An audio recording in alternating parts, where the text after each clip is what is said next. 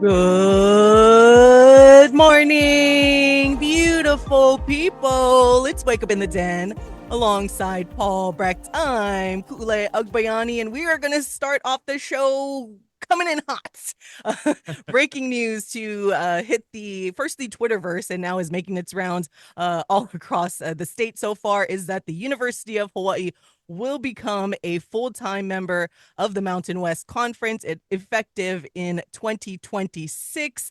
And joining us right away to talk all about it is the guy that's been pretty busy throughout this, I think, last half a day or 12 hours or so. But joining us now is University of Hawaii Athletics Director Craig Angelos. Craig, welcome into the show, and thank you so much for squeezing us into, I know, what has been quite eventful for you for the last overnight hours. No, thank you for having me.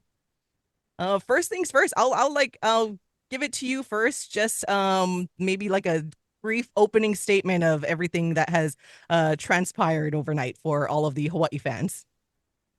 Well, it did transpire overnight, but it really has been going on for quite some time, as you know. I mean, with the conference realignment going on all around us, we thought that we were all pretty stable here in the Mountain West Conference, being a football-only member and being involved in other sports in the Big West.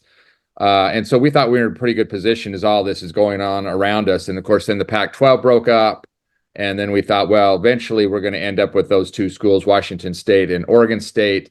We really thought there would be some type of merger that would be going on and maybe assemble a 14-team conference, for us out here in the West Coast. And so the more that went on, though, and they seemed to not be warmed up to that idea. And we started getting a little bit worried. But of course, then they, about a month ago, swept in the dark of night and took 4 teams and then 5 of our teams. And so that really shook up our conference, because our conference has been more stable probably than any other of the FBS conferences over time. Maybe the MAC has been more stable, but we thought we were pretty safe. And so that, threw out a series of events for us and made us look at all of our options. We didn't want to get left behind if there was some type of merger and then maybe they dissolve a conference and then just take the top teams, or would we be in the top teams? I thought we would be, but you never know. And, people talked about, oh, you should maybe think about going to independent, but that would not work out here to try to get a schedule of 12 or 13 games on your own without a conference that gives you 8 games a year. And so, and the Pac-12 was looking around. We wanted to see if that was an option or a good option for us.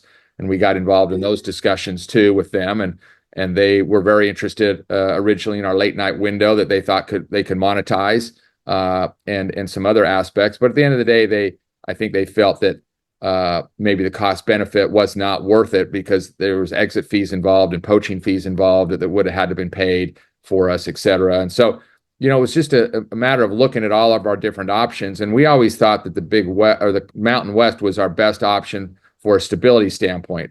I mean, we love the Big West and they've been great, and it's a great conference for all of our other sports. But with this ever-changing landscape in college athletics, we thought it'd probably be best for our football program and others to be locked up into an FBS conference with all of our sports. And so that kind of dictated our decision at the end of the day. Yeah, and we are joined by UH Athletics Director Craig Angelos, talking about the breaking news coming in overnight that Hawaii will become a full member of the Mountain West Conference in 2026. Now, kind of leading up to this, you would always be pretty transparent about potential discussions with the Mountain West Commissioner, Gloria Nevarez. And some of the main thing that you always said is that you're going to examine the cost benefit of such a move. So if you could explain to our listeners a little bit about what is that cost benefit now and partially led to this decision, such as maybe the exit fees. And I know everyone had questions about the travel subsidies. So just tell us all about how this is beneficial financially for the University of Hawaii. Yeah, we did put together all of our expenses and revenues that we anticipated incurring during this move. Certainly there's a buyout fee for the Big West that we would have to incur, and part of the deal was for the Mountain West to pay that exit fee for us, which they will. And then we also looked at other aspects. There's a higher, for example, membership fee to be a member of the Mountain West Conference. Certainly, they waive the entry fee, but a membership fee on an annual basis. Certainly the travel subsidies will eventually go away, and so that will create a little bit more revenue on our side. So we felt that as we examined our expenses and revenues with this switch, that it would be provide more revenue for us on an annual basis. And of course, being a full-fledged member of the Mountain West, you'll get a little bit more money in that regard too. I mean, keep in mind, football really drives college athletics and drives conferences, and I think probably about 85% of the revenues that come to a conference come through football. Certainly they get money through basketball units. When your basketball teams go to the NCAA tournament, they get certain amounts for every unit. A unit is every game that they're played in, whether they win or lose, they get a unit. And so that does bring in extra money also there. But generally, college athletics, 85% of it generally comes from football. So we were getting a lion's share already by being a part-time affiliate member in football, but this will allow us to access some of the other revenues that come with being a full member also. So it did provide additional, in addition to the stability I think it brings to our program and long-term viability, I think it also brings with us some more revenue on an annual basis that will be helpful for us. So we wanted to make sure it was a win-win situation for us, because we really did love our existence in the Big West, and they treated us very well. But I think, as I mentioned, for those two reasons, I think that was kind of the impetus behind eventually just joining up with the Mountain West. Yeah, and speaking of the Big West, Hawaii has fared pretty well in a lot of their sports there, obviously outside of football, of course. But what are some of the discussions that you've had with Big West Commissioner Dan Butterly, and for as much or as little as you can share with us? Well, the Big West does not drive as much revenue, of course, doesn't have any football there as member of the Big West, but certainly, we do pay travel subsidies there and that kind of thing. But they were Dan was very interested in keeping us. I think he really likes Hawaii as a member. They have 5 Cal State schools and 5 UC schools, and then Hawaii. So we don't exactly look like them, but we do have a lot of commonality, and our sports play really well with them, and I think they like coming over here. So, we kept them updated on kind of where that was, probably heading, and he understood that in today's landscape with that football issue that might make the best sense for us, but he still was very interested in keeping us and treated us very well. And so, we're hopeful that maybe our other 4 sports can stay in the conference, that when we do leave, because there is no home for them in the Mountain West Conference, as you mentioned, the 4 sports of water polo, men's volleyball, beach volleyball, and men's swimming and diving. And so our hope is that they can stay in there. We'd pay an affiliate fee for them to stay in there. So we'd still have that connection to the Big West, but the other sports would go in the Mountain West. So that's kind of our plan, but they've been very good with us, very helpful, and wanted to keep us. And we're able to, we're willing to do whatever it might take, but he understood it was kind of a bigger issue than that. And we are joined by UH Athletics Director Craig Angelos. If you guys are just tuning in, we're discussing the news coming in overnight that UH will become a full member of the Mountain West Conference in 2026. And if you're just hearing about the news, as Craig just said, that there are a few sports that the Mountain West does not sponsor, that being men's volleyball, women's water polo, beach volleyball, and men's swimming and diving. So you mentioned that there is an affiliate fee. So I just want to make sure we kind of talk about that too. What would the affiliate fee be? As you mentioned earlier, that Hawaii will not, the Mountain West will cover the $750,000 exit fee from the Big West, but what is the affiliate fee for those sports to stay if Dan Butterly sees that would be an option for Hawaii? And will the travel subsidies with the Big West still remain if those schools or those sports stay? Well, first of all, Dan will have to get a vote. Just want to clarify that. I think Dan would have to get a vote from the board of directors, the presidents and chancellors in the league, to approve us staying in there. The affiliate fee generally right now for other affiliate members in our conference is about $25,000 per year. I think that could vary going forward, but I think that's the approximate fee from my recollection right now. And so without that, most likely, unless they increase it or change it in the next 2 years, would probably apply to us about $25,000 per year. as an affiliate member. And so then your final question about the travel subsidies in those particular sports, that's a good question. I mean, I guess that could remain in those three sports. Well, let me see. Men's swimming just goes to a year-end tournament. They don't play a round robin, so they don't have people coming and playing them over in the islands. So there wouldn't be any travel subsidies there. The other sports, of course, yeah, men's volleyball has a round robin. Beach volleyball has people come, conference members come over to play us. And what was the other one? Water polo. Water polo, same kind of thing. They have people coming. So I guess it's possible in those three sports. We haven't delved that far into it yet. Got to first see if they allow us to stay, and then after that we can take a look at what that looks like. And for sure, going back over to the Mountain West, I got to ask, I feel like I already know the answer, but I've just got to ask anyways, is there going to be a change in the 5% payout that Hawaii is set to get from the exit fees / poaching fees that the Pac-12 is and the exiting schools are paying to the Mountain West? Yeah, you probably saw that because I think it was broke at some other schools that had to comply with some open records laws on that. But that was in real time now, where we still are an affiliate member based upon some formula that they've utilized and a one-time bonus payment. So the good thing is it's a one-time bonus payment. Certainly we would have liked to have gotten more, but it is a one-time payment. It doesn't stay with the conference year after year. And some conferences have that, like where one team has been granted a higher amount of revenue because of their historical success and whatnot. And that's always good and appropriate probably when they are winning.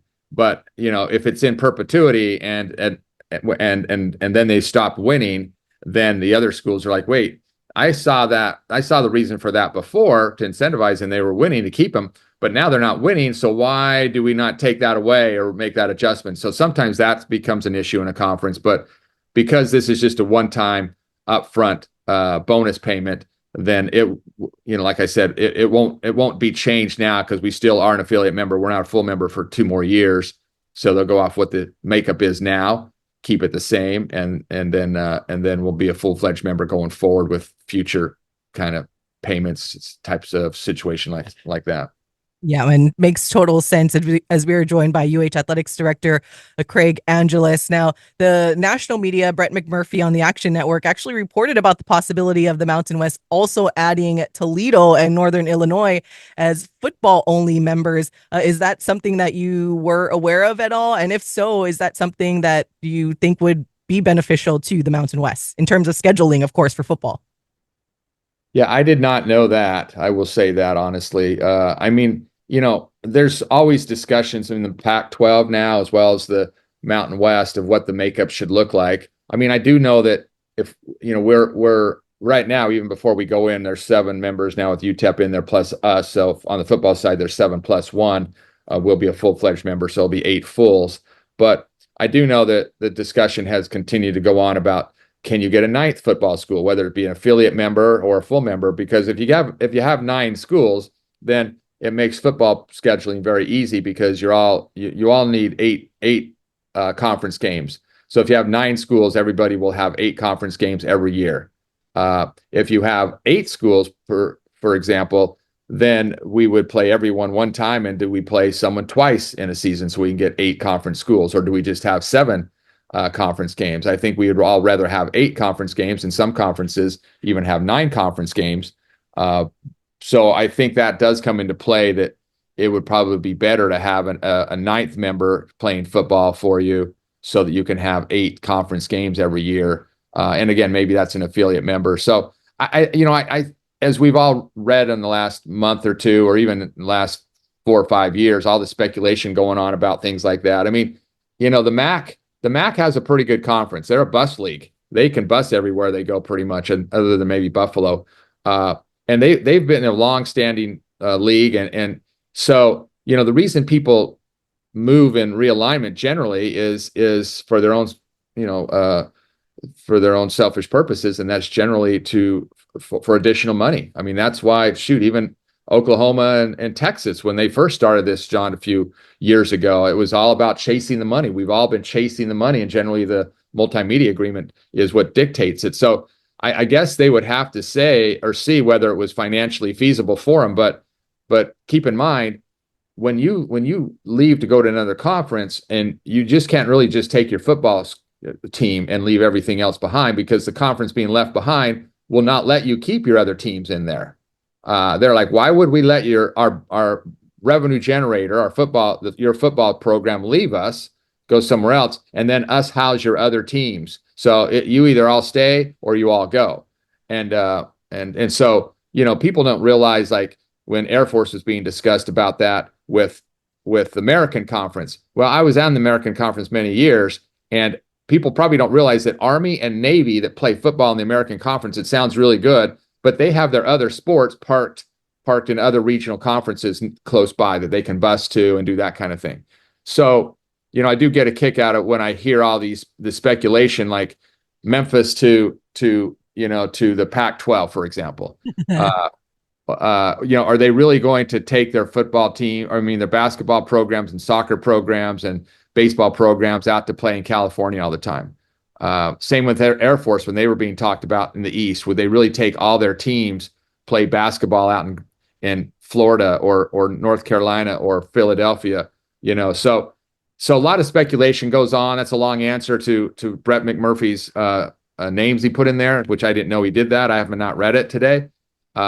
But I do think it's a lot of things just get thrown out there. And again, I do not have any firsthand knowledge of those teams and what their intentions are, but I just think that behind the scenes, what are they doing with their other teams? They're not going to be able to stay in the MAC. So I don't know if the money's good enough to move, and I doubt they'd move all their programs over here if given the opportunity. I don't know. So a lot of speculation. We'll definitely find out more as the days go on, as we are joined by UH Athletics Director Craig Angelos, discussing the news that Hawaii will become a full member of the Mountain West Conference in 2026. Again, Hawaii has been a football-only member since 2012. Okay, now we're going to switch gears ever so slightly, just because I know, as we've been saying entirely in this conversation about the revenue and football driving things. Obviously, part of, I'm sure, has been discussed is the potential media rights deal that has to come in with the Mountain West. I know we talked about that previously when Hawaii chose to stay, at the time, only football in the Mountain West Conference with the other schools. But can you share anything about what this does mean potentially for the TV deal? I believe the current deal is set to expire July 31st of next year. So there's kind of like that 1 year gap in between that and then when the new Mountain West full-time member status is supposed to change in 2026, July 1st on 2026 to be exact. So if you can share, if you can, I get it. I understand that maybe things can't be discussed, but if there's anything that you can share, as much or as little that you possibly can. Yeah. And I may not have a lot of knowledge on that. Certainly you mentioned that the Spectrum deal, which we really enjoyed, they cover all of our sports and do a really good job with that, expires at the end of this year, June of 2025. And then, of course, the Mountain West deal is set to expire the year after. And so the question has come, what do we do in this 1 year gap period? Can we extend with our current partner?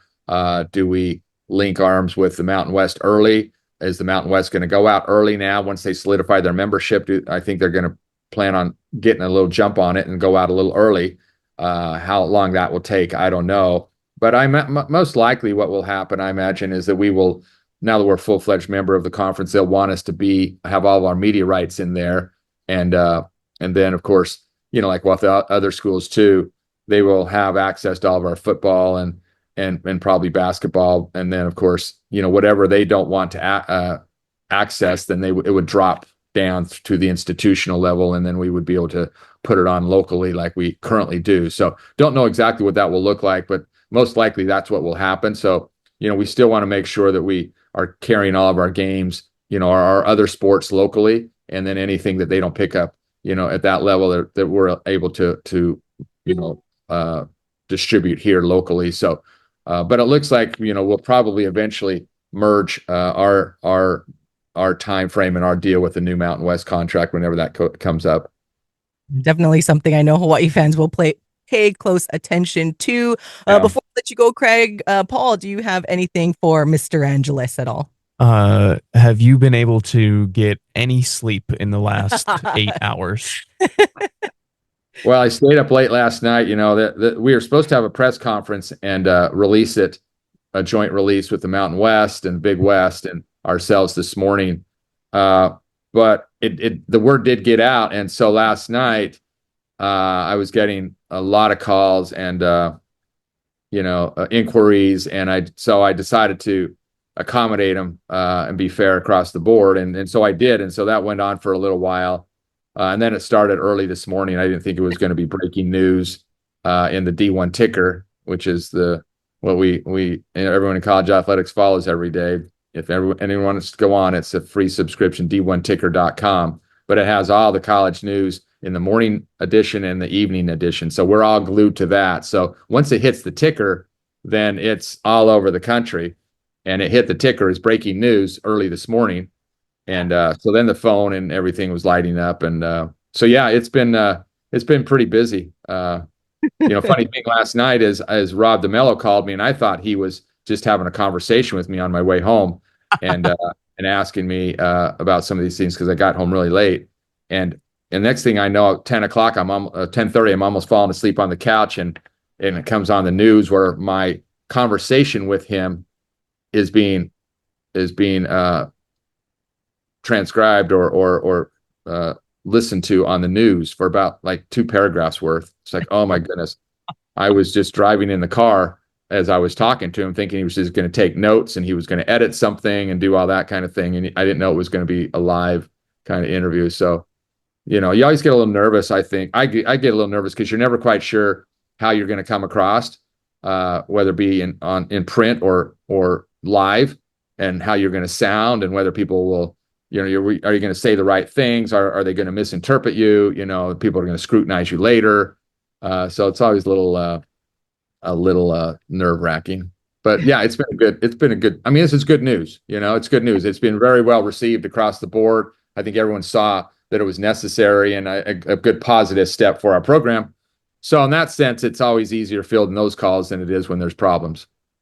Well, on that note, we are going to let you go because I know you got to almost do this all over again. Maybe immediately after this, I don't know where you're next, but I know you have the press conference at 10 o'clock. So we appreciate you for adding us to your long list of media accommodations that you have made. And Media tour. Yeah, your media tour. And you deserve a mud pie from Wai'i Country Club, my friend. I do. I need one of those. I love that place out there. Yeah, well, thank you very much. You're the best. I always love chatting with you, and anytime. All right, Craig, we'll talk to you soon. Okay, thanks. We'll see you. Bye. That was Craig Angelos, the University of Hawaii athletics director, and just talking about the breaking news to come through the pipe about the